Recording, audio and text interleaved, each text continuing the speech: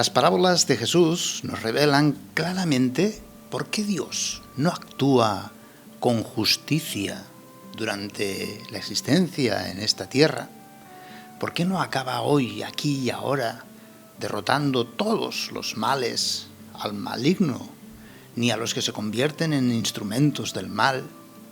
¿Por qué no acaba con el pecado y el pecador, ni con las estructuras propias de la muerte y la muerte en sí misma?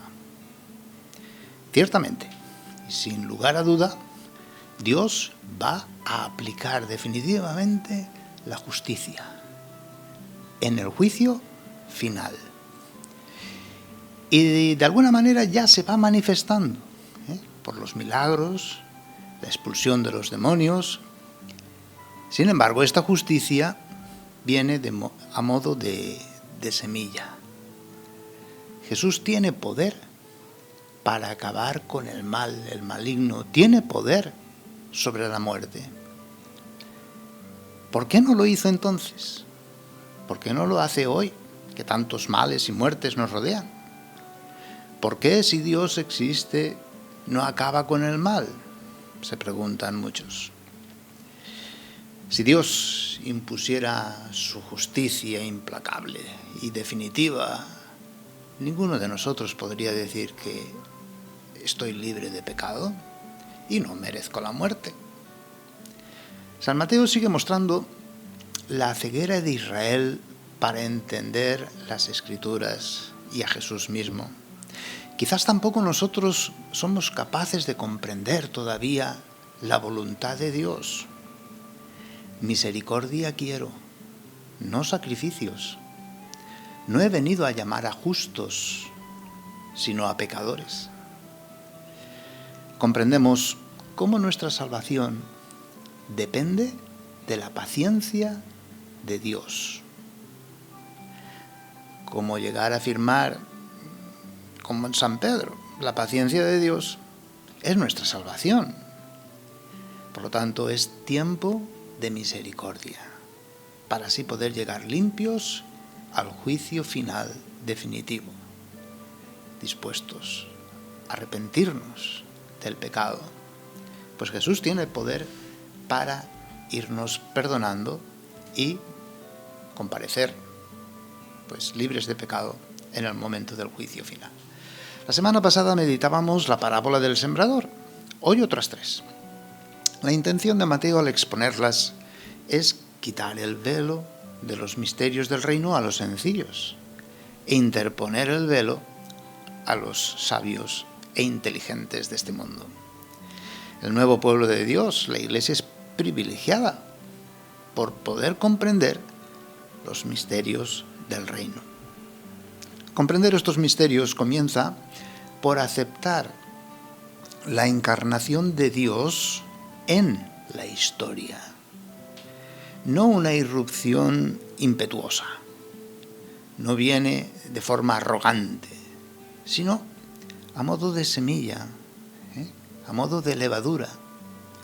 Y es que el reino, la gracia de Dios, no se impone a la historia ni a la naturaleza, sino que la impulsa, la va purificando y la va perfeccionando en un proceso que no va a presentar sus frutos definitivos en esta tierra.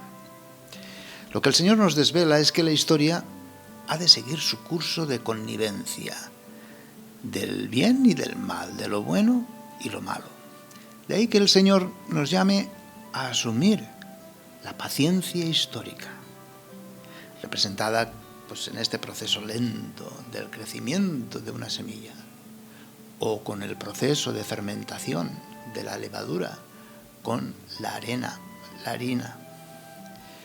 El reino de los cielos se presenta en medio de voluntades libres, orientadas a menudo a la malicia, al pecado. Y no lo vemos solo en los demás, sino que lo descubrimos en nosotros mismos, cada día, en cada momento. En nosotros, en nuestro corazón, vemos tendencia al mal.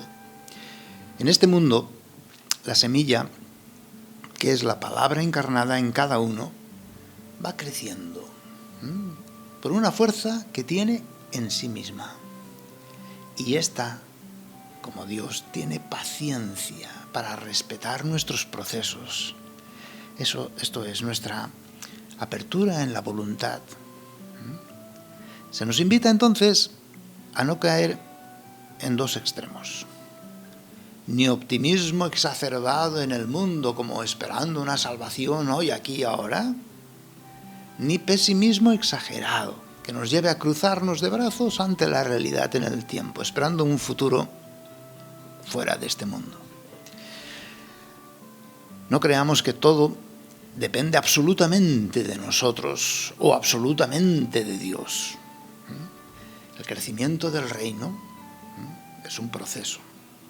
Y llega en este proceso de diálogo, de relación, de oración, de comunión, en la medida que voy acogiendo la palabra en la historia de la humanidad y en mi historia personal, en respeto absoluto de la voluntad humana y de la propia, de la autonomía de este mundo y de la propia.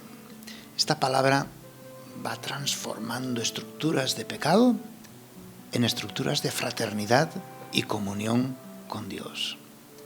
Solo hay que esperar con paciencia, entendiendo que en definitiva todo se encuentra en manos de Dios y a Dios no se le ha escapado el mundo ni mi historia de sus manos. Vayamos, por lo tanto, como trabajo, rindiendo la propia voluntad y libertad a Dios y facilitar a los demás este encuentro con la misericordia de Dios. En lo más insignificante de cada día, en un acto de voluntad rendida hacia Dios, pequeñas obras de libertad para amar. Ahí vamos a ir viendo los signos del reino que, por pequeños que parecen, serán y darán un fruto abundante. El hombre es libre y su libertad pues es muy frágil. Nunca existirá en este mundo el reino del bien definitivamente consolidado.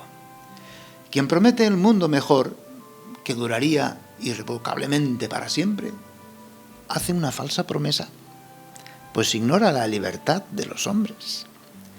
La libertad debe ser conquistada una y otra vez. La libre adhesión al bien nunca existe simplemente por sí misma. Si hubiera estructuras que establecieran de manera definitiva una determinada buena condición del mundo, se negaría la libertad del hombre. Y por eso, a fin de cuentas, en modo algunos serían estructuras buenas. No se puede obligar a hacer el bien, obligar a amar.